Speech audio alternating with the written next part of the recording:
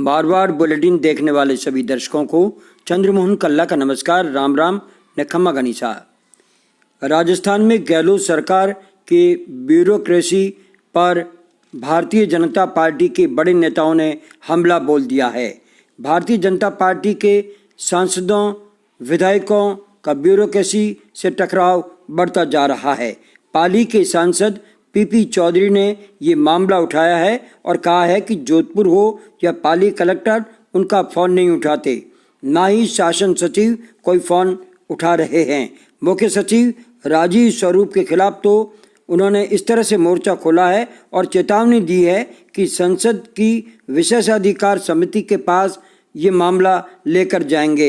इसके पहले रालोपा संयोजक हनुमान बेनीवाल ने ब्यूरोक्रेसी को संसद में घसीट करके बता दिया था कि राजस्थान की ब्यूरोक्रेसी भारतीय जनता पार्टी और विपक्ष के नेताओं का कहना नहीं मानती।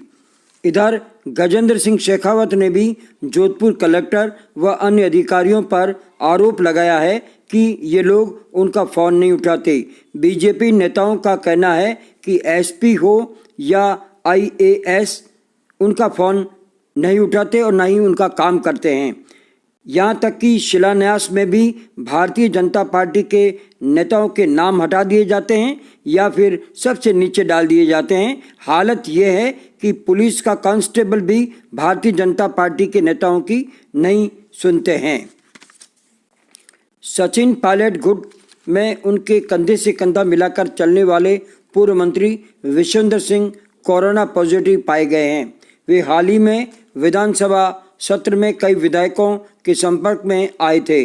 उसके बाद हड़कंप मच गया है कि कौन सा विधायक उनके संपर्क में रहा है और उनको टेस्ट कराना है या नहीं कराना है। मज़े की बात यह है कि विश्वेंद्र को कांग्रेस से अधिक भारतीय जनता पार्टी के नेताओं ने कुशल क्षेम पूछा है, जो राजनीतिक हलके में चर्चा का विषय बना हुआ है। आखिर विश्वेंद्र के भाजपा से इतने प्रगाढ़ रिश्ते कैसे हो सकते हैं, कांग्रेस के नेताओं का ये कहना भी है।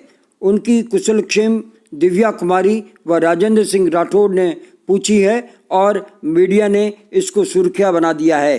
राजेंद्र सिंह राठौड़ ने तो बाकायदा यहाँ तक कहा है कि विश्वेंद्र जी आप कैसे हो, हमें ज़रा बताएं, और मीडिया ने भी इसी तरह से उसको प्रकाशित किया है।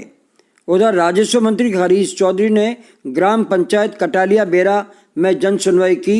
उन्होंने स्वीकृत ट्यूबवेल का शुभारंभ किया है। यहाँ गांव में सबसे अधिक पेयजल संकट बना हुआ था। चौधरी ने जब हैंडपंप लगाया, ट्यूबवेल लगाया, तो लोगों ने उनका जोरदार स्वागत किया है। चौधरी ने इस योजना के लिए 523 लाख रुपए की स्वीकृति जारी की है। सचिन पायलट अब नई राजनीतिक चाल चल रहे हैं। पहले अविनाश पांडे को उन्होंने हटवाया और अब सह सचिवों को भी हटाने की जिद करने लगे हैं। ये सह सचिव है देवेंद्र यादव, विवेक बंसल, तरुण, इन सभी को हटाने की मांग करने के लिए वे दिल्ली में डेरा डाले हुए हैं।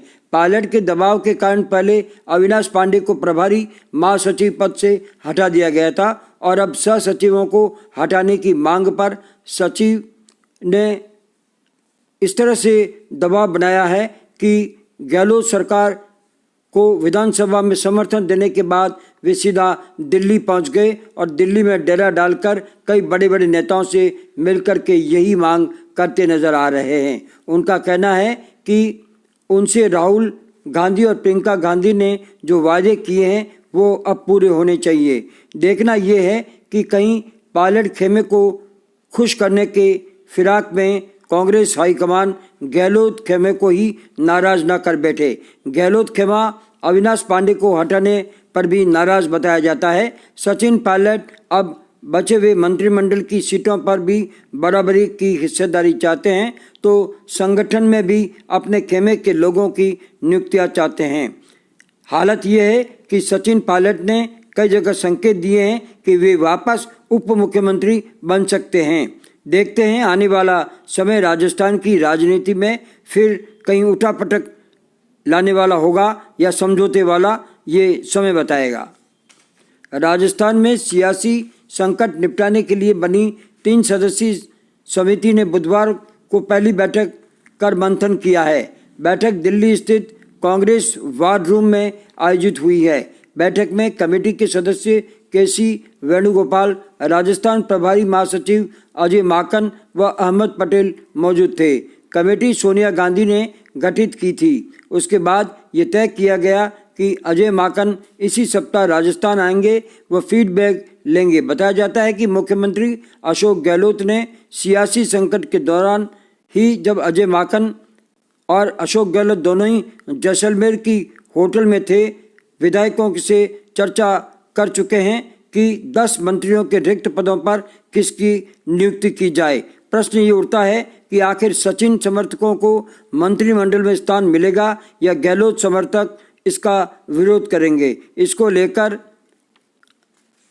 ऐसा महसूस किया जा रहा है कि दोनों गुटों से फीडबैक लिया जाएगा और फिर हाईकमान को एक रिपोर्ट दी जाएगी। फिर कमेटी की बैठक के बाद ही कोई निर्णय हो सकेगा।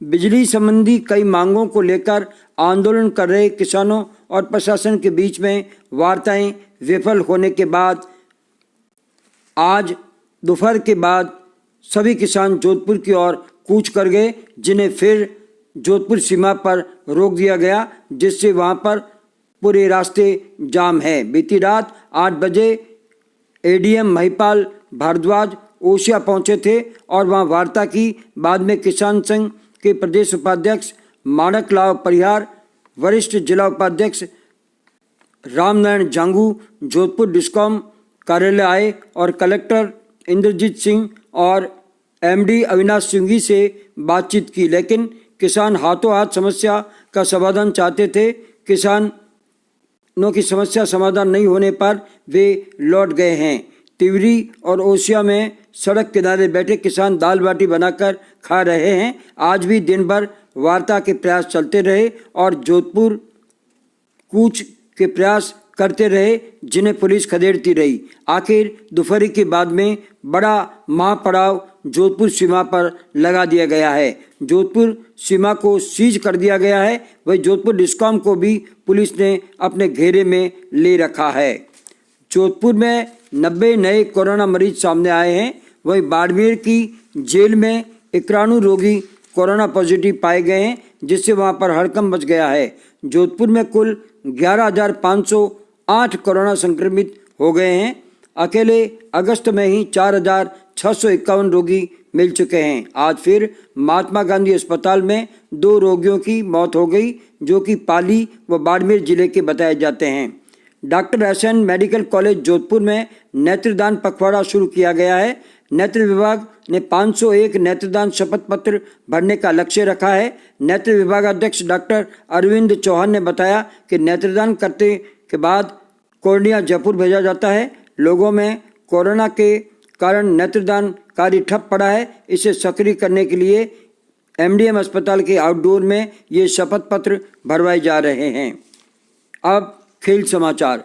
पुंगलिया फाल्कन क्रिकेट एकेडमी आगामी 13 सितंबर से under 14 box single wicket cricket का आयोजन करने जा रही है, जिसमें भाग लेने वाले सभी खिलाड़ियों को रंगीन टी शर्ट्स दिए जाएंगे। फाल्कन क्रिकेट एकेडमी के खिलाड़ियों को इसके पंजीयन शुल्क के रूप में 500 रुपये का शुल्क देना होगा, जबकि एकेडमी के बाहर के अंडर 14 खिलाड़ी भी इसमें भाग ले सकते हैं। उन्हें 700 रुपये का शुल्क दे करना होगा। 5 सितंबर इसके आवेदन की अंतिम तिथि रखी गई है। प्रतियोगिता में man of the series, best batsman, best bowler, best wicket keeper, best fielder के अवार्ड दांव पर होंगे। अधिक जानकारी के लिए संपर्क करें 9694088523 पर। इस क्रिकेट एकेडमी में प्रवेश भी लिया जा सकता है। इसके लिए आप एकेडमी में आएं और यहाँ पर